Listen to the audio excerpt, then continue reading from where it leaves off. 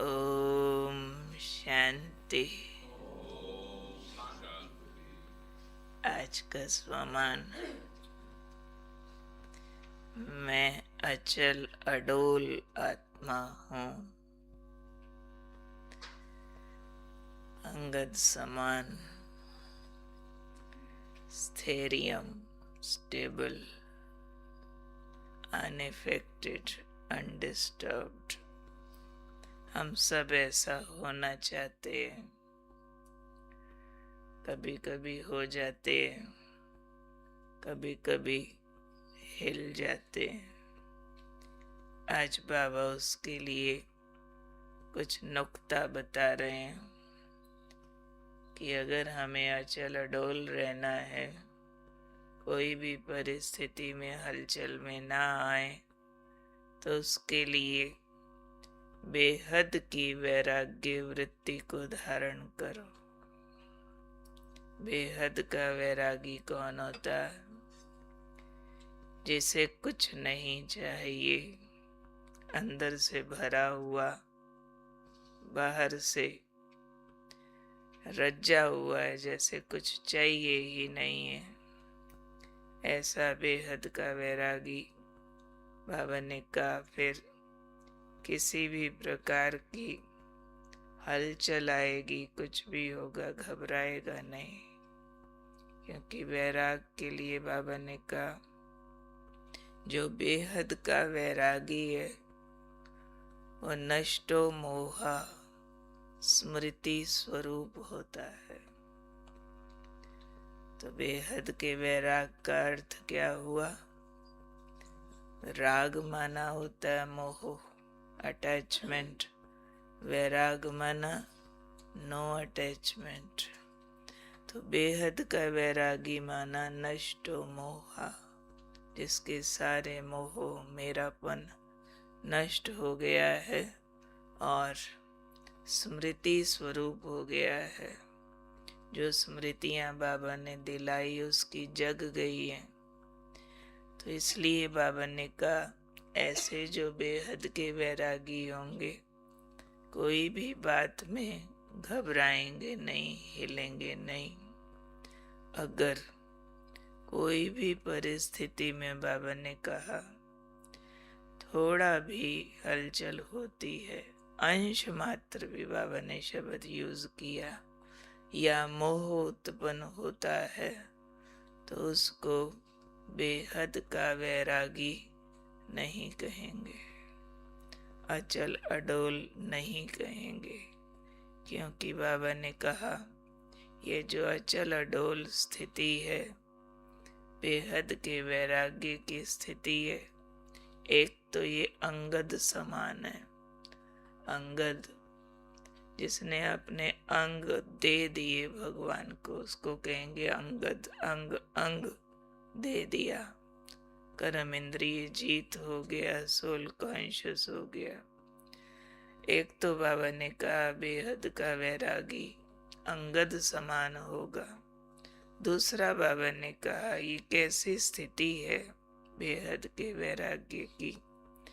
ये रमणीक भी है, गंभीर भी है स्थिति। इसमें दोनों बातें।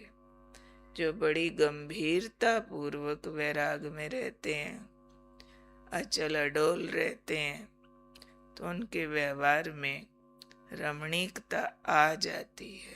रमणीकता माना मिलनसार, खुश मिजाज।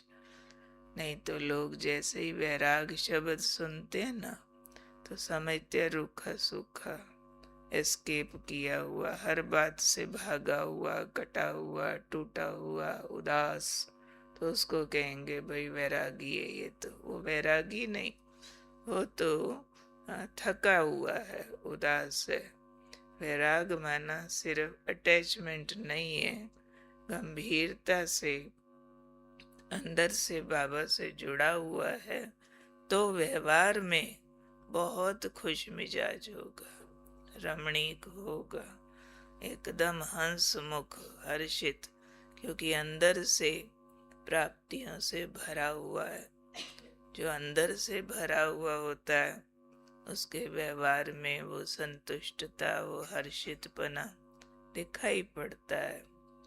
ओनली वैरागी तो ढूंढ रहा, अभी दुनिया से भागा हुआ, वो बात हो जाती है। ओनली वैरागी तो जैसे लोमड़ी के अंगूर खट्टे हैं, पा नहीं सका, कुछ जोर बहुत लगाया तो कह दिया मुझे चाहिए नहीं। पा नहीं सका इसलिए कह दिया चाहिए नहीं, लेकिन असली वैराग है, पा लिया है इसलिए चाहिए नहीं।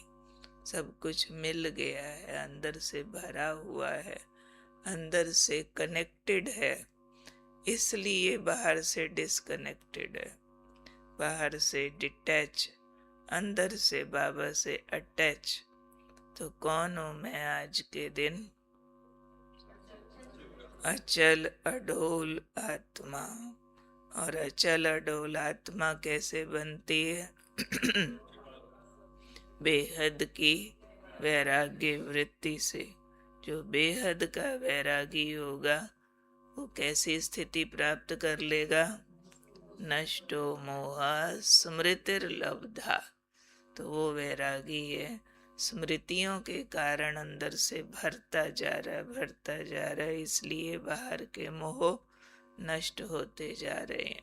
तो जो बेहद का वैरागी है, नष्टो मोहा स्मृति स्वरूप है, वो गंभीर भी है, रमणीक भी है, अंगद समान अचल अडोल भी है।